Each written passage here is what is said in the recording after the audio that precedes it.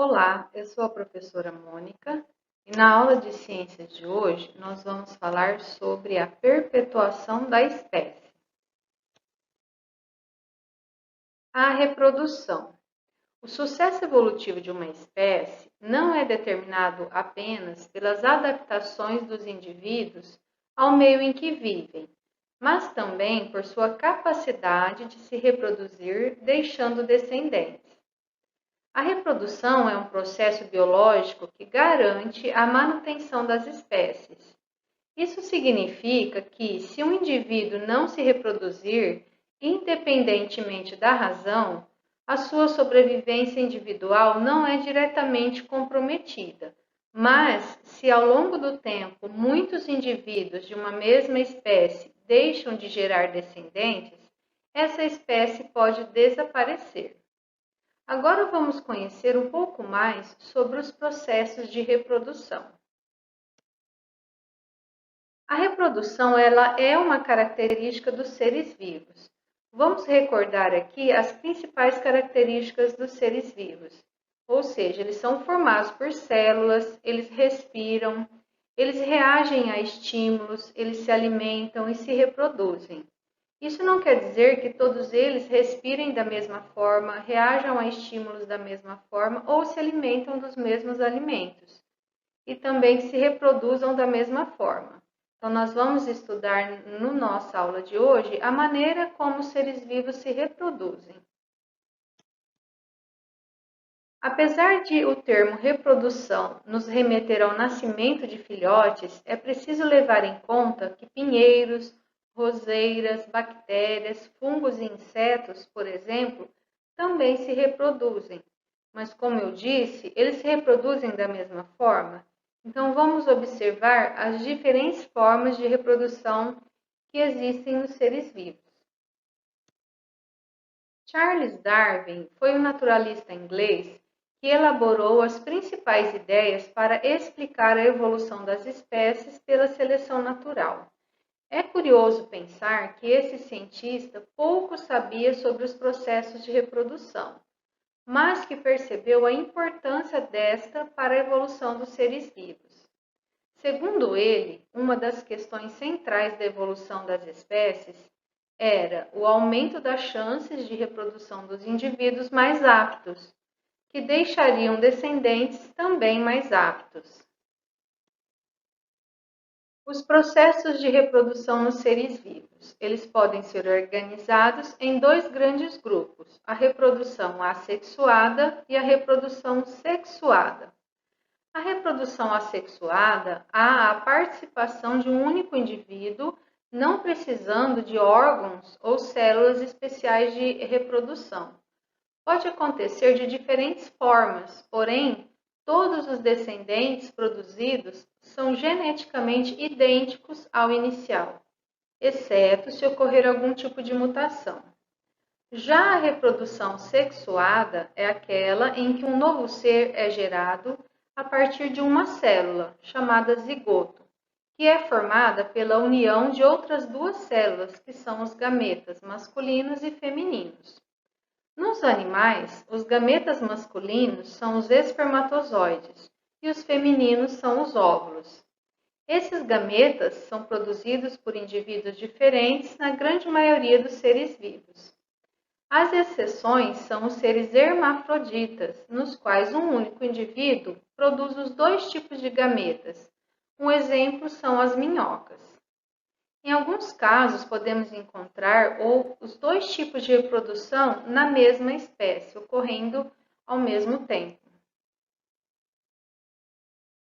Vamos falar da reprodução assexuada.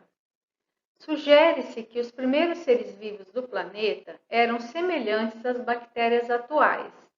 A forma de multiplicação desses seres provavelmente era uma única, simples duplicação.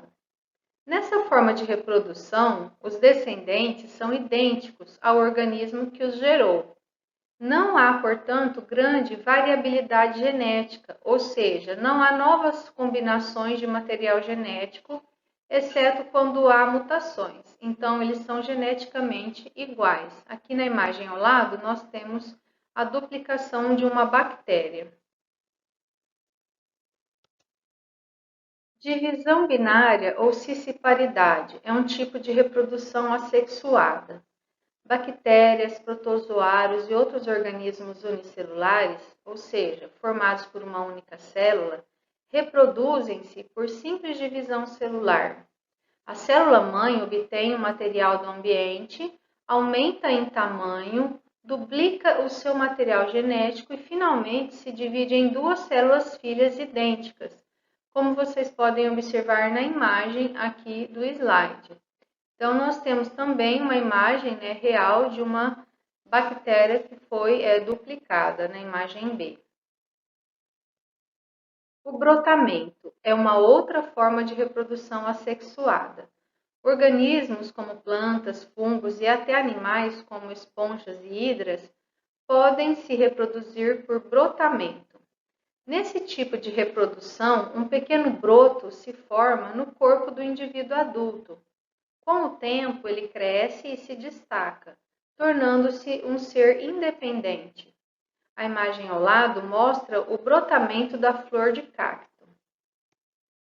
Aqui nós temos outros exemplos de brotamento. Temos também a propagação vegetativa, que é a primeira imagem. Quando você pega um pedaço do caule da planta, onde nesse caule nós encontramos algumas gemas, esse caule, se ele for colocado na água ou na terra, ele vai começar a se desenvolver e gerar uma planta adulta.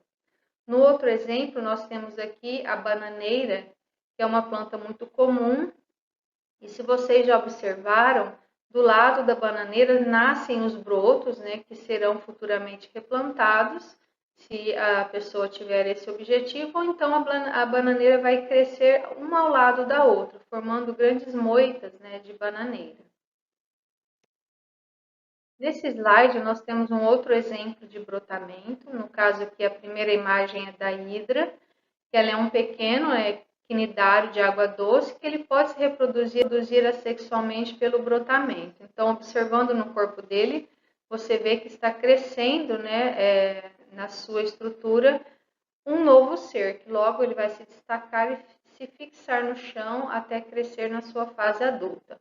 A esponja ocorre a mesma sequência de reprodução. Surge no seu corpo um broto, se destaca, se fixa no chão, gerando um ser adulto.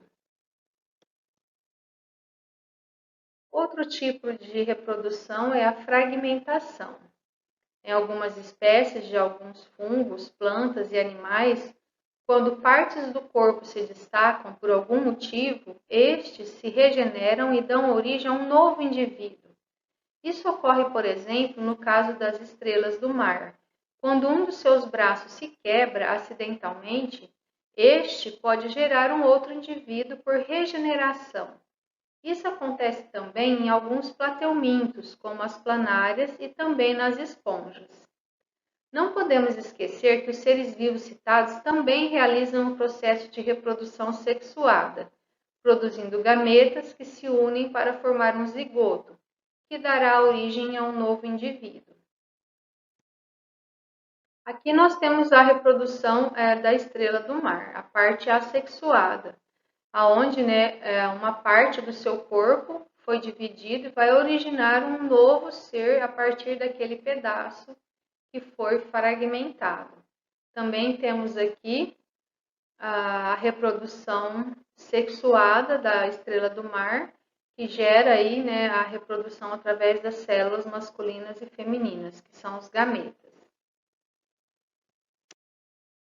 Aqui um outro tipo de reprodução chamado partenogênese, que não é muito comum.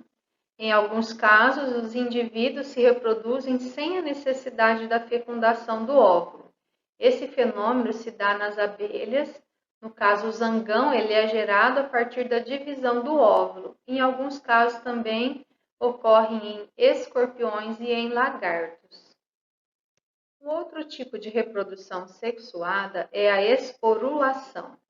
Os esporos são, em geral, imóveis e bastante resistentes a condições desfavoráveis e capazes de originar novos indivíduos. Os esporos são a forma de reprodução assexuada dos fungos, como os cogumelos e bolores. Os fungos são formados por um agrupamento de filamentos chamados de hifas, e a esse conjunto de hifas dá-se o nome de micélio. Nos bolores, como o pão, acima do micélio, formam-se esporângios, que produzem grande quantidade de esporos que são dispersos pelo ar. E assim, os fungos se propagam no meio ambiente. Aqui nós temos a reprodução, através dos esporos, de um cogumelo. Então, nós temos aqui o cogumelo adulto, que produz os esporos, que são levados através do vento e caem no solo ou em alguma matéria orgânica, gerando aí o micélio. Esse micélio é um tipo de organismo dos fungos. Eles crescem formando a primórdia.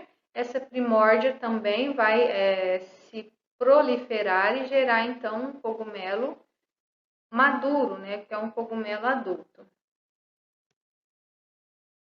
Aqui nós temos um esquema simplificado do ciclo de reprodutivo das pteridópteras, no caso a samambaia. Esse tipo de ser vivo ele possui dois tipos de reprodução, uma fase sexuada e uma fase assexuada. Então, aqui na sua fase assexuada, a samambaia ela produz os esporos. Então, os esporos eles ficam naquelas pintinhas pretas que a gente encontra na folha da samambaia, que são chamados de soro. Esse soro ele vai ser lançado no ar ou vai cair no solo e ele vai gerar os esporos. Esse esporo ele vai germinar, gerando uma fase sexuada, que é o protalo, que é uma fase hermafrodita da planta. Então, o protalo ele vai produzir então os gametas masculinos e femininos, que vão se desenvolver formando um embrião, dando origem, aí no caso, à planta samambaia adulta. Os vírus, eles constituem uma exceção dentre os seres vivos pelo fato de não apresentarem estrutura celular e só conseguirem se reproduzir quando estão no interior de uma célula ou de um outro ser vivo, seja uma bactéria, uma planta ou um animal. São por isso considerados parasitas intracelulares obrigatórios, porque fora de uma célula eles não conseguem sobreviver e muito menos se reproduzir. E são sempre muito específicos. Por exemplo, vírus que se reproduzem em uma planta não se reproduzem em células animais. Vírus de bactérias não se reproduzem em outros seres vivos e assim por diante. Acompanhe a explicação observando o esquema acima de como um vírus se reproduz. A primeira parte. Um bacteriófago injeta seu material genético na célula bacteriana. Bacteriófago é um vírus que infecta bactérias. Na segunda fase, o material genético do vírus é incorporado ao DNA daquela bactéria que foi invadida. Terceira fase, o material genético do vírus passa a comandar o metabolismo bacteriano e a formar novos vírus. No caso aqui, a célula que foi invadida é uma bactéria. Então, a bactéria vai começar a produzir vírus achando, na verdade, que está fazendo uma duplicação bacteriana, mas, no entanto, ela está produzindo vírus. A quarta fase, a bactéria se rompe e libera os novos vírus que foram formados, que podem infectar outras bactérias, dando continuidade à produção de novos vírus. Nesse exemplo, nós citamos a invasão de uma bactéria, mas poderia ser a invasão de uma célula de um ser humano, uma célula de um animal qualquer, ou até mesmo a célula de uma planta que foi invadida pelo vírus. Então, a maneira de reprodução do vírus é a mesma em qualquer tipo de ser vivo que ele for invadir. Os vírus parasitas de plantas e animais têm mecanismos de replicação semelhantes, em que o vírus assume o comando do metabolismo celular e muitos vírus são formados, como nós vimos no slide anterior da forma de reprodução de um vírus. Esse mecanismo é utilizado, por exemplo, pelo vírus do HIV e do HPV, que são transmitidos por contato sexual. Pelo vírus da gripe, por exemplo, Covid-19, a forma de transmissão é diferente. Então, dependendo do vírus que nós estamos falando, o tipo de transmissão pode variar de um vírus para o outro. Aqui na imagem ao lado, nós temos alguns modelos, né, de como seria o vírus do HIV, da hepatite B, do ebola, um bacteriófago, um vírus da herpes, o da rotavírus, o da gripe influenza. Então, os vírus eles são diferentes até mesmo no seu formato. E a nossa aula de hoje ela vai ficando por aqui. Eu desejo a vocês bons estudos e na nossa próxima aula daremos sequência à perpetuação da espécie, falando sobre a reprodução sexuada. Até lá!